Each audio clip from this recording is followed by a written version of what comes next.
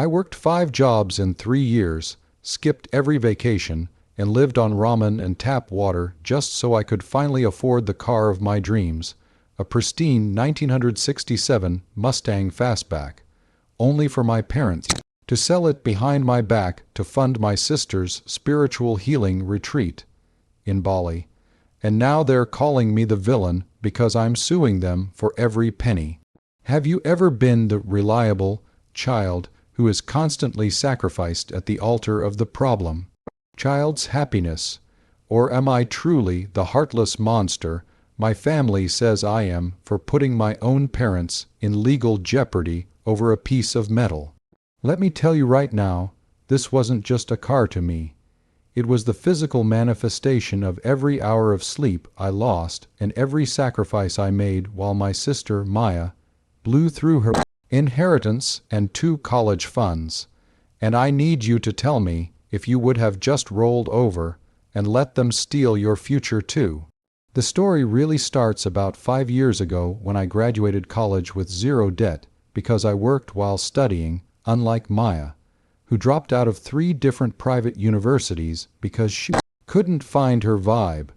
My parents, David and Sarah, have always been the type to enable her under the guise of supporting her journey. While I was building a career in data analysis and saving every cent, Maya was traveling the world on my parents' dime, finding herself in ashrams and expensive European hostels. I never complained because it wasn't my money, but things changed when I bought the Mustang. I found it in a barn, a total wreck, and spent 2 years of my life and an additional $40,000 restoring it. It was my pride and joy, a deep metallic blue with a roar that made my chest vibrate. Because I lived in a city apartment with no secure parking, my parents offered to let me keep it in their locked, climate-controlled garage in the suburbs. I thought they were being supportive for once, but looking back, I realize I just handed them the keys to my destruction. Everything hit the fan 3 weeks ago when Maya came home from her latest failed endeavor, a lifestyle coaching business that went bankrupt in 6 months. She was depressed, which in Maya's speak means she was bored and broke. She decided that the only way to heal her soul was a 6-month intensive spiritual wellness retreat in Indonesia that cost upwards of $50,000. My parents didn't have the liquid cash because they'd already bailed her out of her business debts, but instead of telling her no, for the first time in her life, they looked around for an asset to liquidize.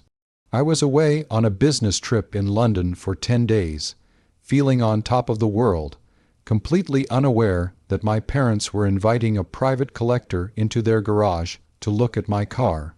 They didn't even have the title, or so I thought, until I remembered that I'd kept the paperwork in the glove box of the car for safekeeping while I was moving files between my apartment and the office. They forged my signature on a bill of sale, claiming they had power of attorney because of some ancient medical form I'd signed years ago when I had surgery. I landed at the airport on Tuesday, exhausted but excited to go pick up my car and take it for a sunset drive. When I pulled into my parents' driveway and opened the garage with my remote, the space was empty, just a clean patch of concrete where my soul used to live. I ran inside, thinking it had been stolen, screaming for my mom to call the police. She sat me down at the kitchen table, looking me dead in the eye with this terrifyingly calm expression, and told me that Maya's mental health was at a breaking point, and that they had made a family executive decision to sell the Mustang to save her life. I didn't even process it at first. I asked her where the car was, and she told me it was already on a transport truck heading to a collector in Arizona. They sold it for $60,000, about $20,000 less than its actual market value, just to get the cash quickly for Maya's flight and tuition. The betrayal felt like a physical weight on my lungs. I asked them how they could justify stealing from one child to give to another, and my father actually had the audacity to say, "You're successful, you're strong, and you can always buy another car. But Meyer only has one life, and she's drowning." Maya was upstairs, meanwhile, scrolling through luxury villas in Ubud and packing her designer suitcases, not looking like a person who was drowning at all. I told them right then and there that they had 24 hours to get the car back or give me the full market value of $80,000, or I would be filing a police report for grand theft, auto and fraud. My mother started sobbing, calling me materialistic and cold-blooded, saying that I was putting a machine over my sister's heartbeat. But where was the heartbeat for my hard work? Where was the respect for the years I spent working double shifts while Maya was partying on beaches? So, that is the situation I found myself in, standing in my childhood kitchen, being gaslit by the people who raised me into thinking that my stolen property was a gift to my sister's health. I had to make a choice between my family and the justice I knew I deserved. Before I tell you the absolute nuclear option I chose and how it destroyed our family dynamic forever, I want you to pause right here. Go to the comments and tell me, if your parents sold your most prized possession to fund a sibling's luxury healing trip, would you call the cops, or would you let it go for the sake of family peace? I really want to know if I'm the only one who thinks this is insane. I didn't wait the 24 hours. As soon as I left their house, I drove straight to the police station. I had all my receipts, the original title photos, and the insurance documents proving the car was mine and mine alone. The police were initially hesitant because it was a family matter, but when I showed them the forged signature on the copy of the bill of sale my dad had stupidly emailed to me as proof of the transaction, their tone changed. This was felony fraud and grand theft. Within 48 hours, the police had tracked down the transport truck and seized the vehicle. The collector in Arizona was furious, obviously, and he threatened to sue my parents for the return of his money and damages. Since my parents had already wired the $60,000 to the retreat center, which had a non-refundable policy, they didn't have the money to pay him back. The fallout was immediate and catastrophic. When the police showed up at my parents' door to question them about the forgery, my father suffered a minor stress-induced heart attack. My mother called me from the hospital, screaming that I had killed my father over a car, but I didn't back down.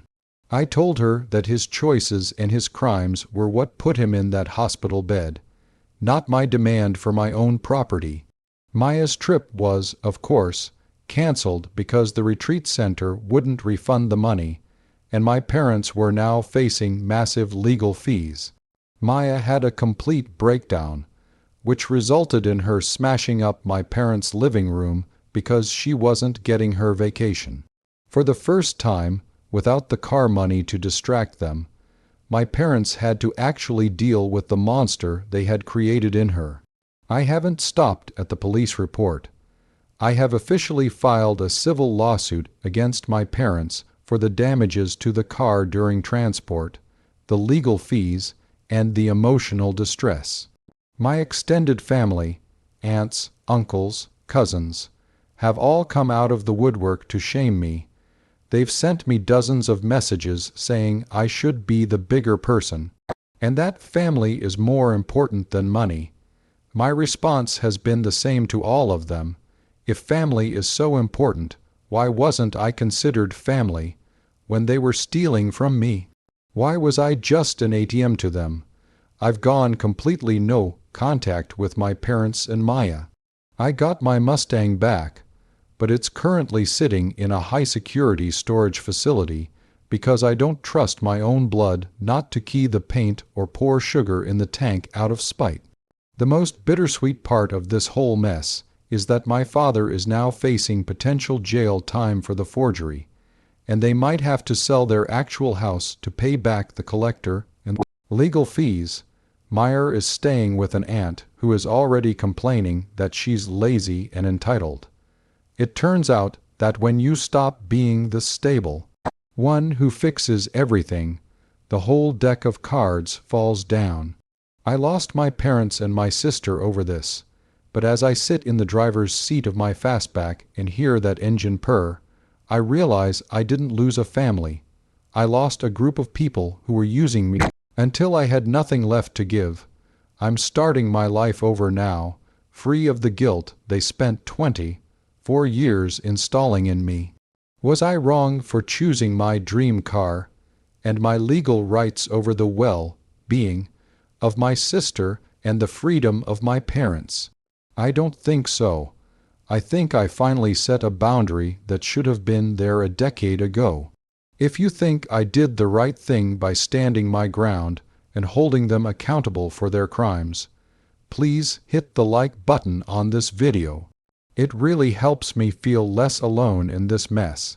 Subscribe to the channel if you want to hear more stories about people finally standing up to toxic family dynamics, and please share your final thoughts on this whole situation in the comments.